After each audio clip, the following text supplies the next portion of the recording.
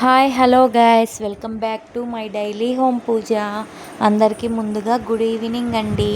ఈరోజైతే మా ఇంట్లో కావాల్సిన సరుకులన్నీ నేనైతే ఇలా తెప్పించుకున్నాను. అవి నేను ఎలా ఆర్గనైజ్ చేసుకుంటానో మీరు ఈ వీడియోలో అయితే చూసేసేయండి. నేనైతే ఇవన్నీ తెప్పించుకున్నాను. మా పాప అయితే వీడియో తీస్తూ ఉందండి. అటు ఇటు తిరుగుతూ అన్నీ పడాలిగా, అందుకని అటు ఇటు తిరుగుతూ వీడియో అయితే తీస్తుంది. ఈ వేరుశనగ పప్పు ఏమో పగిలిపోయినాయి, అందుకని ముందుగానే పోసేస్తున్నానండి.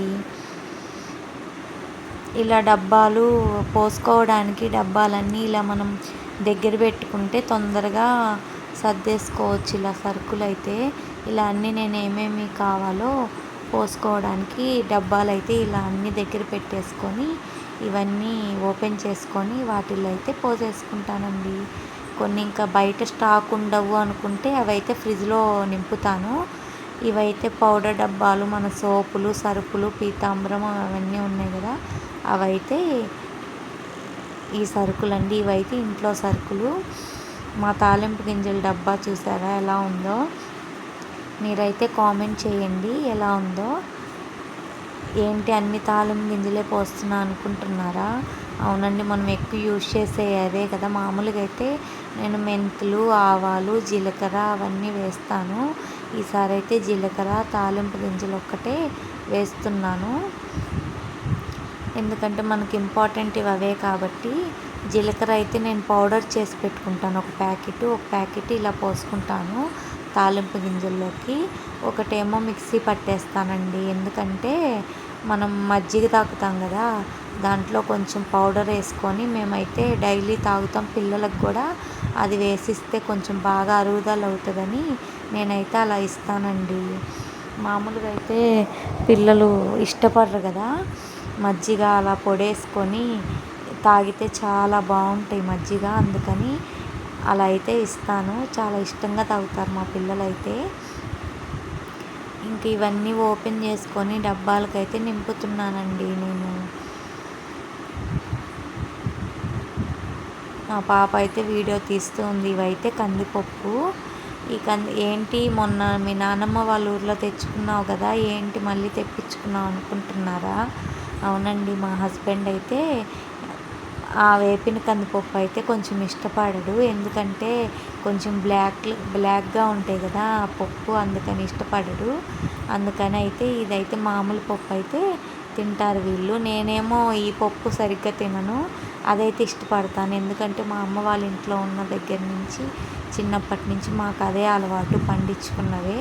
అందుకని మేమైతే అవి తింటాము.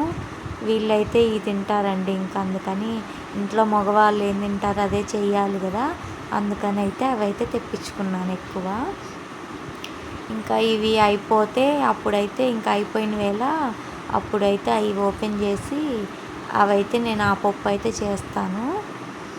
అవి ఏంటంటే మామిడికాయ పప్పు, అలాగా దోసకాయ పప్పు, అలా అయితే ఇంకా చాలా బాగుంటుంది టేస్ట్గా.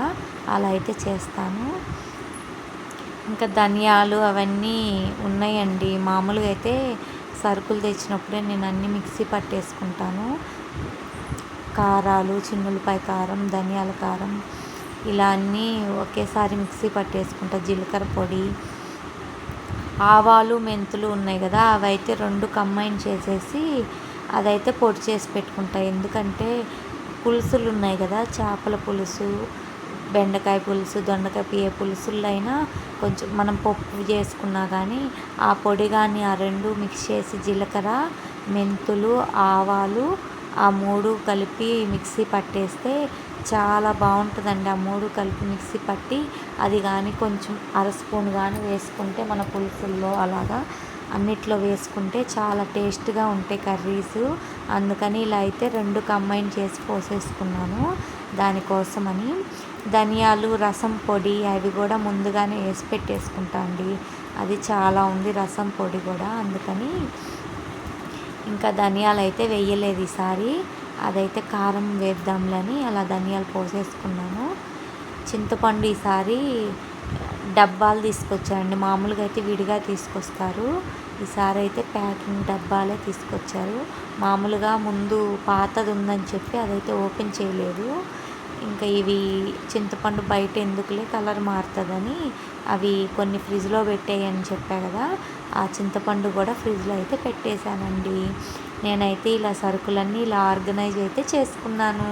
నేను ఎలా చేసుకున్నానో, మేము ఎలా సర్దుకున్నామో మీరైతే కామెంట్ రూపంలో కామెంట్ పెట్టి లైక్ కొట్టి సబ్స్క్రైబ్ చేసుకోండి. నా వీడియోస్ నచ్చినట్లయితే మీరైతే సపోర్ట్ చేయండి. ఇదైతే మా సింపుల్గా ఉంది కదా మా ఫ్రిడ్జ్. ఇదైతే మా ఫ్రిడ్జ్ అండి. ఫ్రిడ్జ్లో వాటర్ బాటిల్స్ కంపల్సరీగా ఉంటాయి ఎప్పుడు. ఇంక ఇదైతే సరుకులు ఉన్నాయి కదా, ఉప్పు ప్యాకెట్లు, చక్కెర. ఇక్కడ ఏంటి లక్ష్మీదేవిని పెట్టి అనుకుంటున్నారా, అక్కడైతే ఒక ఫోటో ఉంటుందండి ఎప్పుడు నా సెంటిమెంటు. ఇంక ఇక్కడ అన్నీ ఇంట్లో కావాల్సినవన్నీ పౌడర్ డబ్బాలు, నూగుల నూనె, దేవుడికి సంబంధించినవి, ఇక్కడ సబ్బులు అవన్నీ అయితే ఇక్కడ ఒక కబోర్డ్లో, హాల్లో కబోర్డ్లో అయితే ఇలా ఆర్గనైజ్ అయితే చేసుకున్నానండి. నా వీడియోస్ నచ్చినట్లయితే లైక్ చేసి సబ్స్క్రైబ్ చేసుకోండి. Thank you.